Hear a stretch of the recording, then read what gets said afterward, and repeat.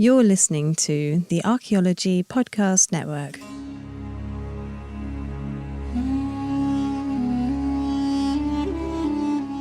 You're listening to the Rock Art Podcast. Join us every week for fascinating tales of rock art, adventure, and archaeology. Find our contact info in the show notes and send us your suggestions.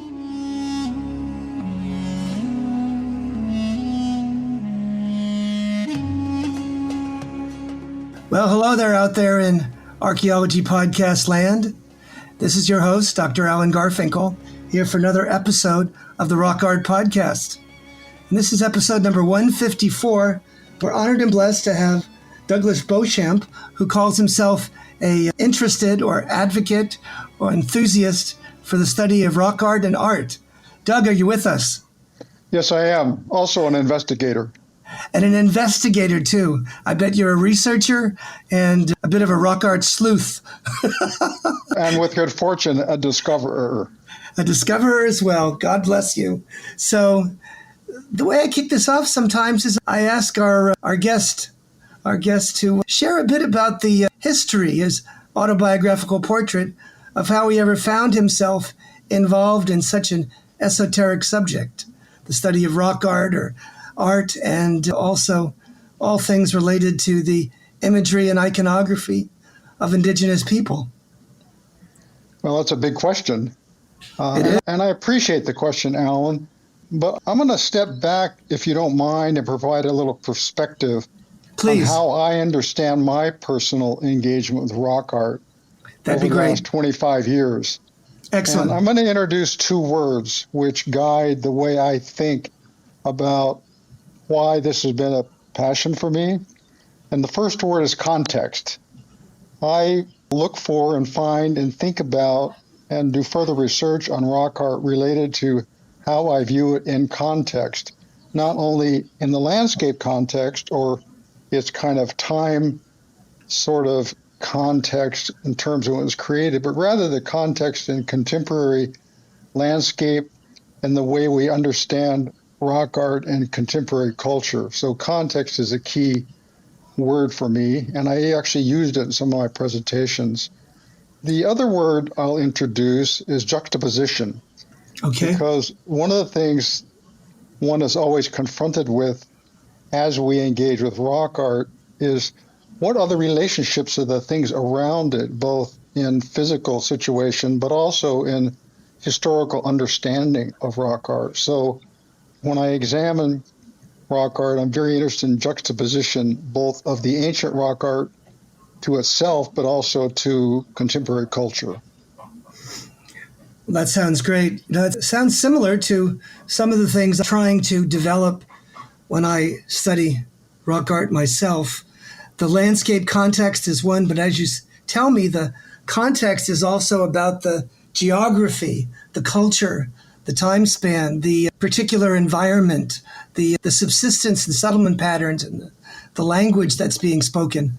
What about the socio-political organization of the culture? And then when you talk about juxtaposition, I'm always thinking about the way in which we see the rock art on this rock canvas, and we wonder about why this particular canvas was selected, and in a broader sense, why are we here in this piece of geography, in this particular canyon or cul-de-sac or plain, wherever we are. Does that make any sense, Doug? Yeah, that makes sense. That's a very important aspect of it. I think that not only what you're saying is the way I regard it, but also in contemporary, I'm very interested in contemporary land use. And what it does is when you're out there, in the open, in these canyons or in the landscape, and you're discovering rock art, or it's discovering you, depending how you want to look at it, you're also looking at how we use the country today, and not only by the descendant communities of the indigenous peoples that still feel these are traditional lands, but also to my, contemporary kind of white culture and how it's characterized the place of rock art, but also how it sort of uses the landscape, whether it's for cattle grazing or more technical things like solar farms and stuff. And they're around you all the time. And so I'm very interested in that. No, and that it does. It makes a huge difference. Well, and also in my presentations, my conference presentations and posts on academia, most of what I've done is look at the context of rock art that's been disrupted or displaced or repositioned in the eyes of contemporary culture.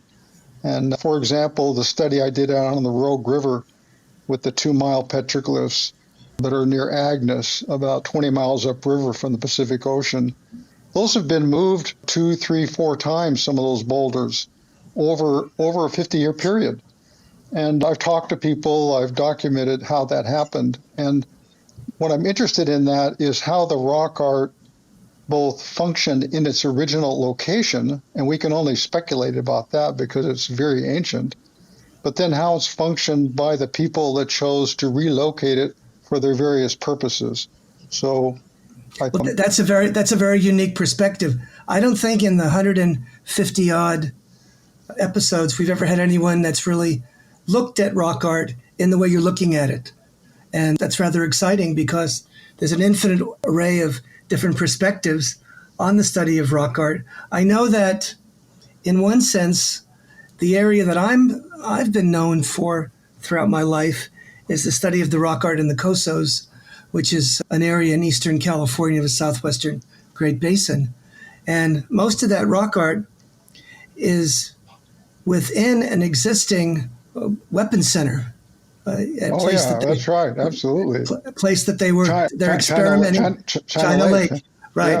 And they're blowing up things, and so it puts a different cast on everything. And in fact, even to get in to see any of these in this 1 million acres of sort of territory that they have confined, one of the most secret places on Earth, you have to have a individual with you to make sure you don't step on unexploded ordnance.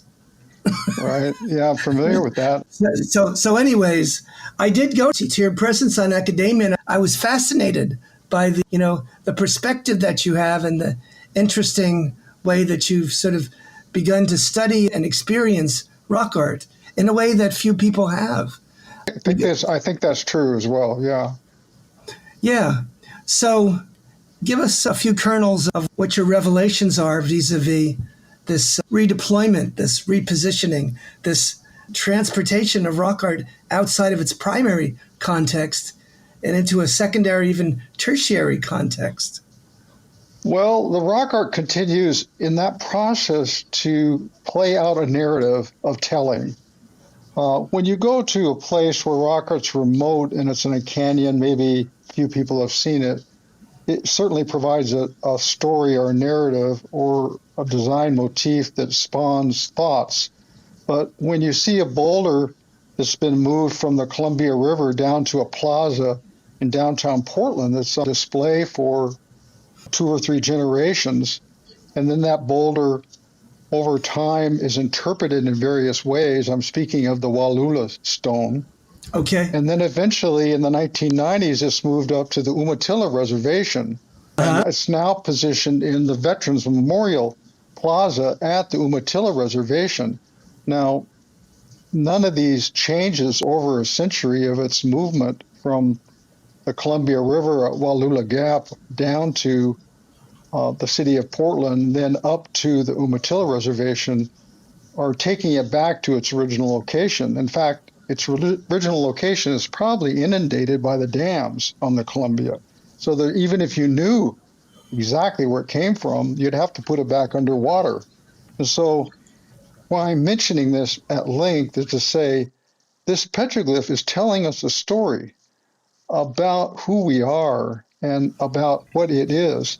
That stone is probably one of the most magnificent carvings that I've seen in the Northwest. It's very ancient. It was probably done, I think, anywhere from 8,000 to 10,000 years ago. I think it was probably done by some of the original people that came up the Columbia River and did some of the cupule type and deep carving type petroglyphs. And there's several of them on the Columbia River. And the Oregon Archaeological Society in Portland has done some pretty good studies of some of them, but not so much analyzing the Wallula stone itself. So, well, let me jump in here and tell you a few little tidbits that support exactly what you're saying. In the Great Basin, which isn't that far away from Oregon in the Pacific Northwest, they've done some dating, right, of different styles of rock art. And that carved rock art, the deeply incised rock art that we're talking about, Right, exactly. Is the oldest rock art that they've been able to date. And it goes back from 11 to, I think, 12, 13,000 years ago. Yeah, absolutely. Yeah.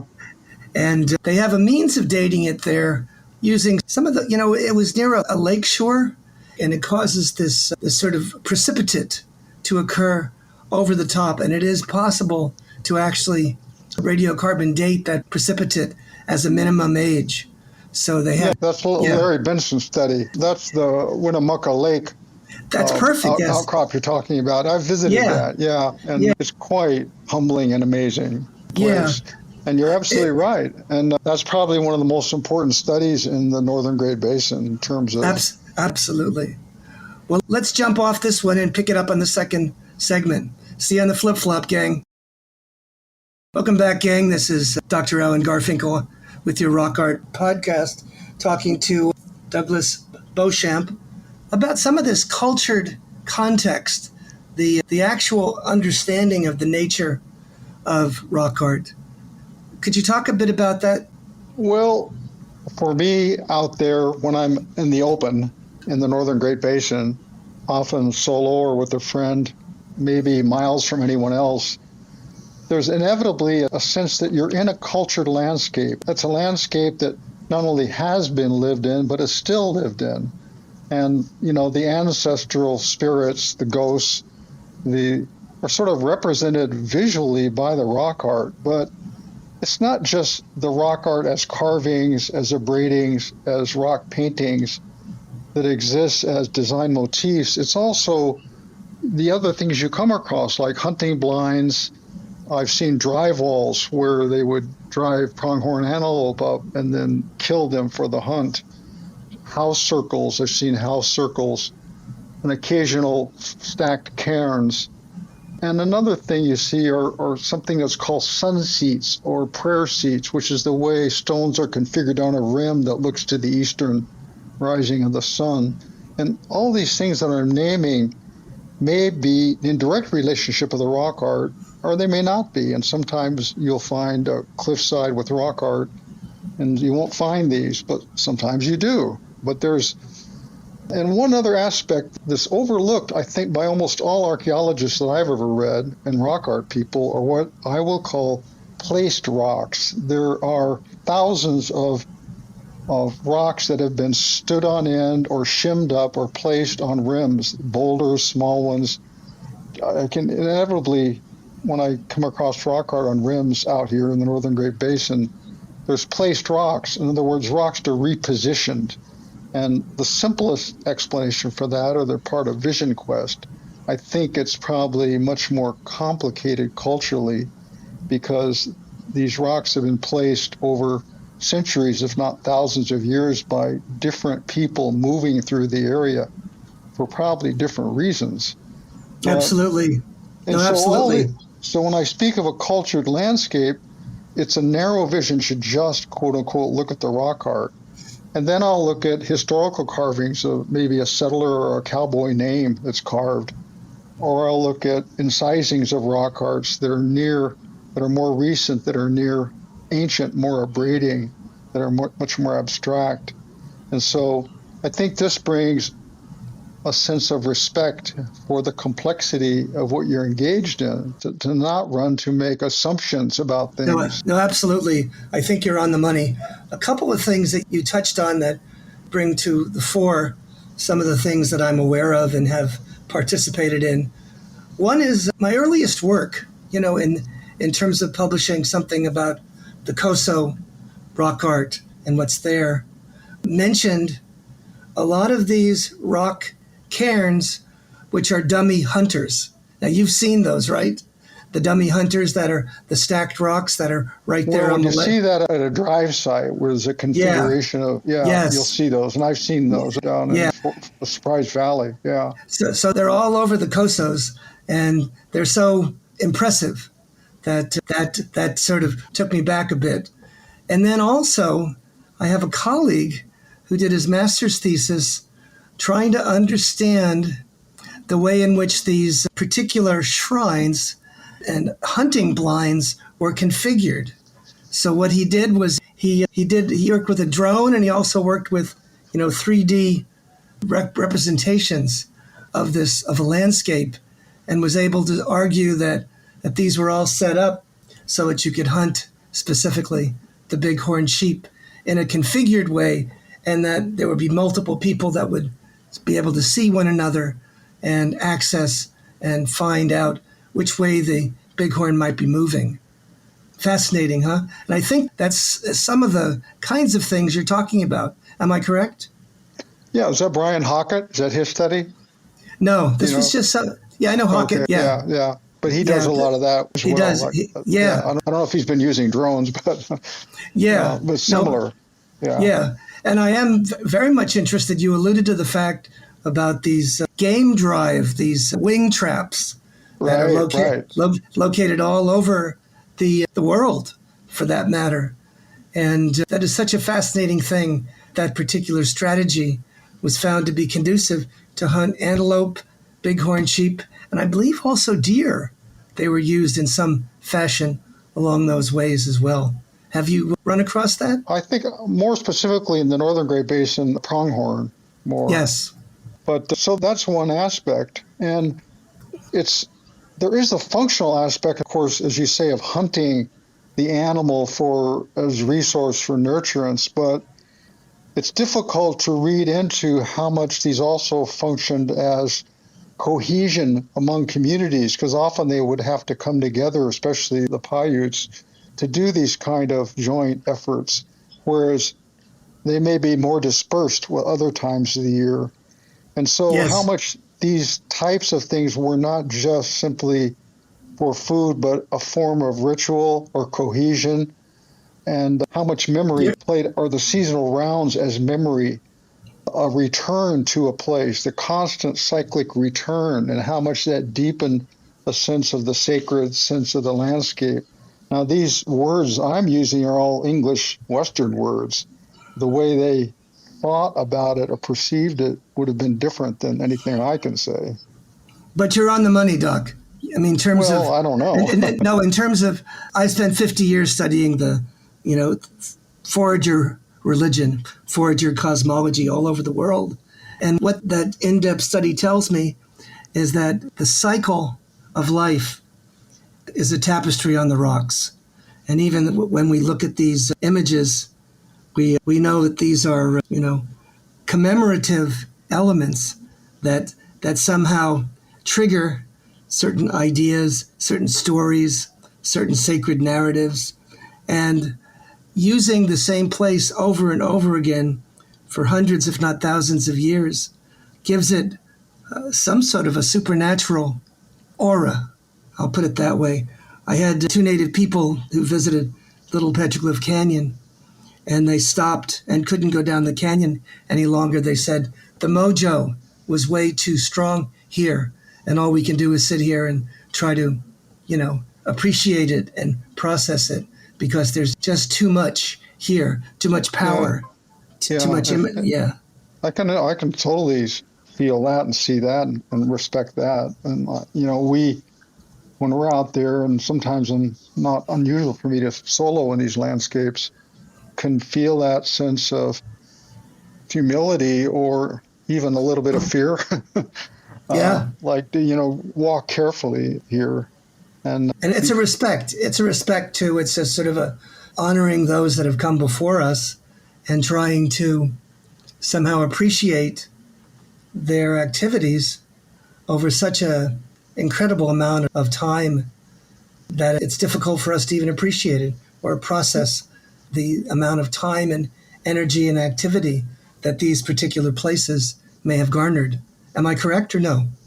Well, yes, absolutely. But I also want to turn it even a slightly different way, because please, you're being witnessed by the rock art when you're out there. Yes. If you believe the stones are alive, yes, you're being witnessed by the rock art. That's right. If sometimes when you look into a carving, even if it's what we might call non-representational or abstract, you can imagine one possibility is that the maker was releasing the power of the stone. It's the image was a release of the living power of the stone to maybe bring benefit to the endeavor, the movement or whatever.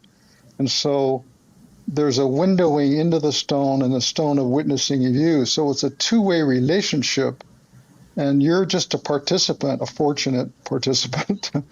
Well, thank you for that reminder. Thank you for that reminder, because certainly what I've seen is on the rocks, we have images, they call them anthropomorphs, which are monos or animal human figures, and they have almost a static look to them, and as though they were peering out of the rocks, behind the veil of the rock. And yeah, right. And that is, of course, engineered, as well as my friend, of course, who studies archaeoacoustics. And so when we go there and find that there's echophonic elements to this amphitheater-like natural area, it just blows your mind. It's overwhelming. I went to some place in Utah when I got out of the car. I felt dizzy because of the nature of the landforms and how they looked, and the land itself. It was supernatural. It was just hard to sort of process. When you come to some of these places, they're so powerful in the imagery that they're conveying, even just the rocks themselves. Yeah, just the stone. You get very involved with stone and light and patina. You do. And the angles and shapes of the stones that are selected. One of the things I'll introduce, I think it's related to this, is that's difficult to understand, but I think it's part of it, is that how much the making of the rock art, the process was performative in itself as a power exercise, like, let's just say, a dance.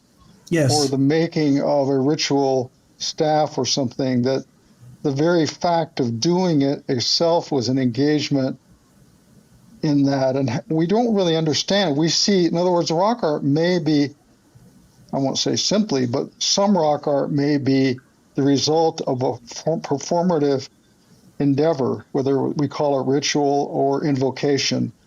And we're seeing the result as an artifact or art where it was really participatory. Right. And just that almost that meditative act of pounding one rock on another and producing an image must have had some sort of a, cosmic consciousness, some sort of supernatural realm to it. And as you're saying that, this to the native people and their indigenous and the people that were doing this particular animistic religious metaphor is everything was alive. The rocks were very much alive, and the area that they selected was an area that spoke to them, cerebrally, and talked to them about, this is the place that we've given you for your adornment and your communication and your ceremonies and rituals. I think I'm going to stop there, and we'll pick it up on the next segment. Welcome back, gang. This is Dr. Alan Garfinkel, your Rock Art Podcast host, and we have Doug Beauchamp talking about rock art in quite an unusual and sophisticated way. Doug, I'm going to give it to you. Hit those 3 high points, please. I want to reiterate the 2 questions, context and juxtaposition, that I began the talk with, to keep that in perspective. At the beginning, you asked me about my background. I would say I've been actively engaged in rock art for 25 years. My first experience was, fortunately, in Wushlawaka Cave down in Guerrero County, which is our area which is north of Acapulco, Mexico, and Chilpancingo is the capital of Guerrero. And Wushlawaka is a deep limestone cavern where you walk a kilometer underground through bat-filled limestone caves to get to an Olmec painting that was done about 3,000 years ago. So that was my first face-to-face with rock art. But prior to that, I did my art studies in the 70s at Humboldt State as a studio artist. And my career is in arts management and managing commissions and public art. And so, in a way, personally, and I'll make this brief, my engagement with rock art is almost an extension of the idea of public art. In other words, the appearance of art in the public spaces. And I know that's a big leap, but I just want to put that out there, my perspective. I think one of the things that's, as a person who also is very interested in contemporary poetry, I like juxtaposing poets, contemporary poets of many cultures, with images of rock art. And I know it's not traditional to do that, but on my blog, I do that quite frequently. And I'm really interested in creating a third space of understanding where rock art anchors this sort of material world of us, of looking and seeing. And the poetry sort of gets us to turn that in a different sort of slant. And between the two, then we enter a third space of understanding. So I'm very interested in how that changes the way in which we frame rock art in language. I think rock art over the century that people have been engaged in it sort of derived from struggle between two things. One is the language archaeology, which rock art wants to make in sort of a science way. And so it becomes involved with trying to describe things archaeologically as if it's a scientific discipline. And sometimes rock art study is a scientific discipline, but it always pushes beyond those boundaries. There's another limitation on language, which is that started very early in the 30s and 40s and 50s, was it drew on a European art historical language. And I'll even slightly criticize you, Alan, because, for example, using the word canvas as a stone wall as a place in which is really a Euro art historical concept. Right. It wants to say something, but it has difficulty finding how do you describe this rock face? Exactly. I love it. You're even calling it a face. Well, is it a face? I mean, I won't belabor this point, but I want to say that if we're going to talk about rock art, we really need to challenge the language we use and struggle to find a different way. And so I try to do that with the blog that I post on for the last few years. I've been blessed to sort of be able to talk to people who are engaged in rock art studies at every level and everywhere around the world for the last 6 years. And I'll tell you, you're right on the money when it comes to sort of embracing rock art in a different way. Outside of America, in Europe and elsewhere, they are involving actively the indigenous descendants in the rock art to interpret it and help to understand it. And that is something that we have yet to really do much in the way here in the States. So I feel that that would be invaluable to bring a little bit of poetic justice, as you call it, to our understanding of rock art. But I also heard from you during the break that you like to think about rock art as a means of possibly coming to grips and understanding some of our most troubling environmental problems. Am I correct? Well, and that's a point that I want to make, and I hope you and your listeners are open to it. I think my personal view is we're on the verge of eco collapse. In fact, in parts of the world, we are in eco collapse. And it's primarily due to a couple things. Of course, obviously, global heating, which is the burning of the earth by the use of primarily carbon. And secondly, the way we've exterminated animals and plants in the forms of extinctions that have occurred and are ongoing. And I think rock art enables us to find a vision and a language for coming to terms with this immense change that the 8+ billion people on the planet are fostering as we speak daily. I mean, in Brazil, in 2 weeks, there's going to be a major gathering of people concerned about global change. Sadly, it will probably result in nothing that's really substantive that'll make a difference. And so we're looking everywhere we can for a sense of inspiration and hope and at least understanding, maybe not so much for us as like myself, older people, but for the generations that hopefully are going to come. How do we grasp and grapple with this? And I think not just rock art, but certainly rock art is a doorway into grasping time and change and survival, if you will. I find it heartening to be out there and look at a carving on a canyon wall and realize that's going to be a witness, better or worse. Right. There may be some lessons to learn or perhaps perspectives to appreciate when looking at rock art and when looking at the indigenous adaptations that they have undergone. I'd mentioned the medieval climatic anomaly. I mentioned resource depression, conflicts between people and population replacements, on and on. And you can see them in the rock art and the archaeological record. I happen to have an area that seemed to have had an interesting trajectory all the way through to about AD 1000 or so.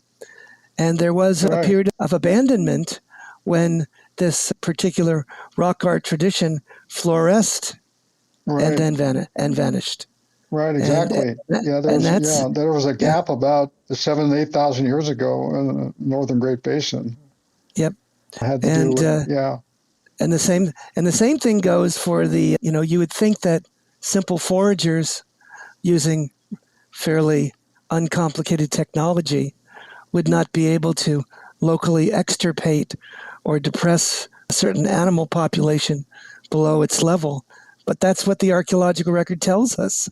It tells us that the native people were able, in a number of instances, through depress those populations and, in essence, minimize their vitality and their numbers rather dramatically. So I think there's a few lessons in there, right? There's lessons, but whether or not, right now the planet is hotter than it has been since the appearance of modern humans. In other words, it's hotter now than it was over 100,000 years ago, as we speak. Sure. And so things like drought or hurricanes, etc., as we know, are becoming more marked. And yes, the indigenous peoples over the last 14,000 years in the northern Great Basin had to deal waxed and waned with this. There would be drought. They'd move from the lakes up to spring sites, etc. Right. And there was a resilience and a durability there. And the rock art sort of gives us the visibility of those changes. But the kind of challenge we face is, in the next 1,000 years, will there be people to even witness that? And it depends on who you talk to, what the answer to that is. I think I've made my point. No, it's good. It's a good point, and I like that point to be driven home.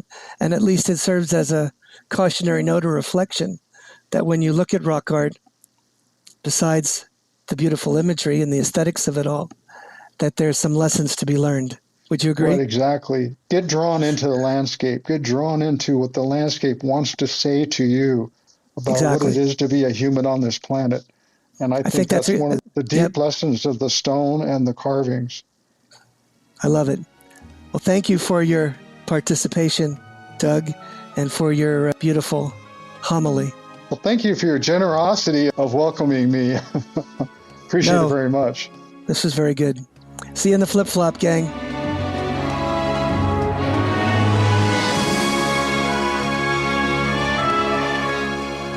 Thanks for listening to the Rock Art Podcast with Dr. Alan Garfinkel and Chris Webster. Find show notes and contact information at www.arcpodnet.com/rockart. Thanks for listening, and thanks for sharing this podcast with your family and friends.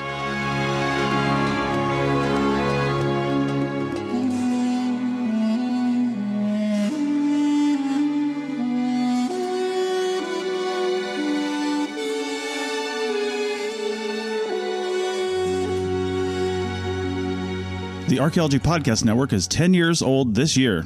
Our executive producer is Ashley Airy, our social media coordinator is Matilda Siebrecht, and our chief editor is Rachel Roden. The Archaeology Podcast Network was co-founded by Chris Webster and Tristan Boyle in 2014 and is part of Cultura Media and DigTech LLC. This has been a presentation of the Archaeology Podcast Network. Visit us on the web for show notes and other podcasts at www.arcpodnet.com. Contact us at chris@archaeologypodcastnetwork.com.